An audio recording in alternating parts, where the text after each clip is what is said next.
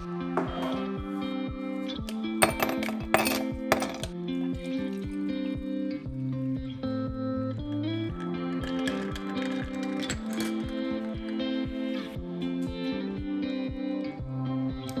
know I usually do hot coffee in the morning, which is weird because if I see anybody out during the day getting hot coffee during the summer, it makes no sense to me. But I just realized that every single morning, I will still start my day with hot coffee for the most part, no matter how hot it is outside. What is going on, guys? My name is Ari and welcome to a brand new video. Now this week, we're gonna touch on I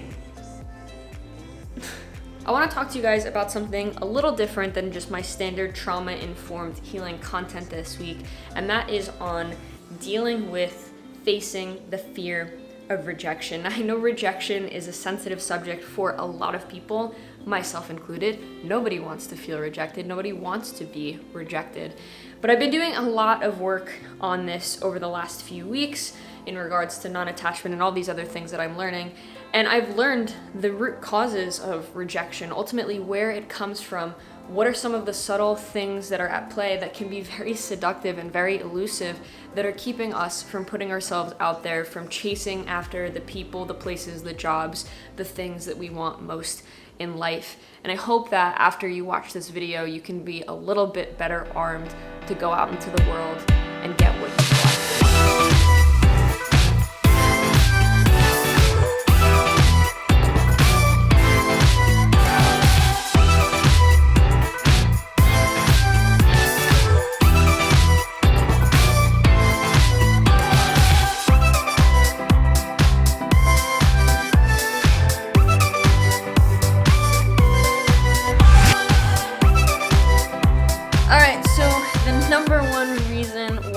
So afraid of rejection is because we are trying to protect our desire for safety.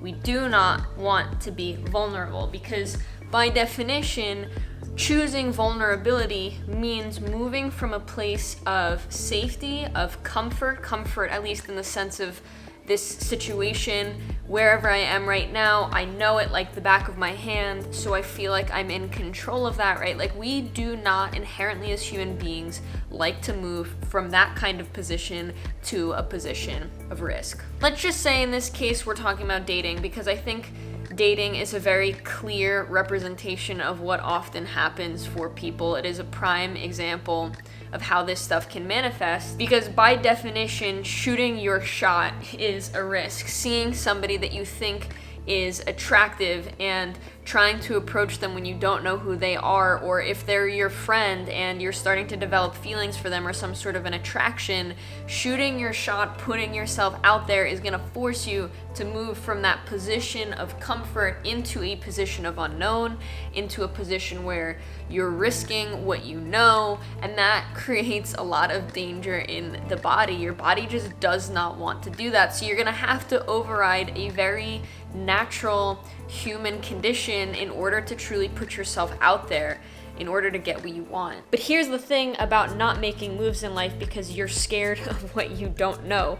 The reality is that any form of growth that you desire in your life is by definition going to force you to push yourself out of your comfort zone. If you want something new in your life that you're not experiencing today, it means that you're gonna have to get away from that. You are never gonna get what you want if you let your comfort zone win.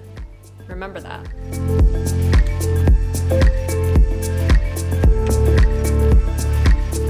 This sweatshirt feels very fitting right now.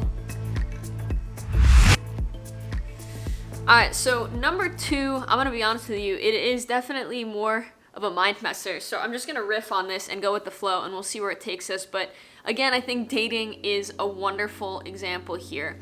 And this one is sneaky desire. It's this concept of like friends or people I know kind of get stuck in these mental traps, so to speak, where they think somebody's attractive, they think someone's cute, they definitely would be interested if the opportunity presented itself, but they're not going to take the opportunity. And the reason that they're not going to take the opportunity is because they like being in the safe zone. They like the fact that they can kind of do this dance and do this tease and this flirting thing. Did you see? She looked at me like we're looking at each other right now. There's definitely some eye contact, some chemistry thing going on. And people who are in that zone, then they start to feel like they've got something there. You know, they're like, oh, but if I make a move and she rejects me, or they're not interested, or it's awkward, then I've ruined this thing that I have in this little bit that I have.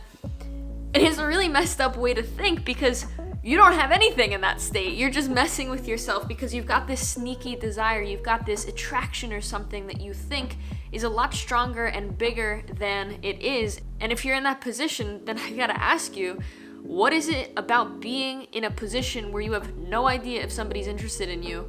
You have no idea if there's something out there that you want is gonna be reciprocated that feels good to you. You're basically denying yourself the opportunity to figure out if someone's actually interested in you. And I'll be honest with you, as a female, I completely understand why somebody would do that, because the answer whenever any of my friends have been in that position has been, oh, but if she says no, then I've been rejected. If somebody rejects you, if somebody is not interested in you, that is a good thing, because it means that you get to move on instead of being in this holding pattern where you're not really sure and you're playing these mind games and these mental tricks with somebody and you're not being direct with somebody.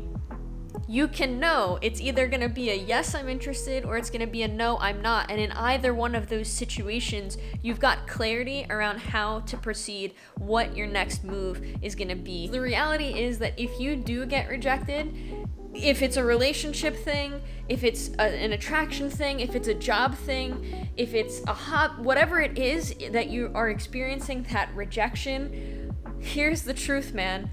You cannot lose something that was truly meant for you.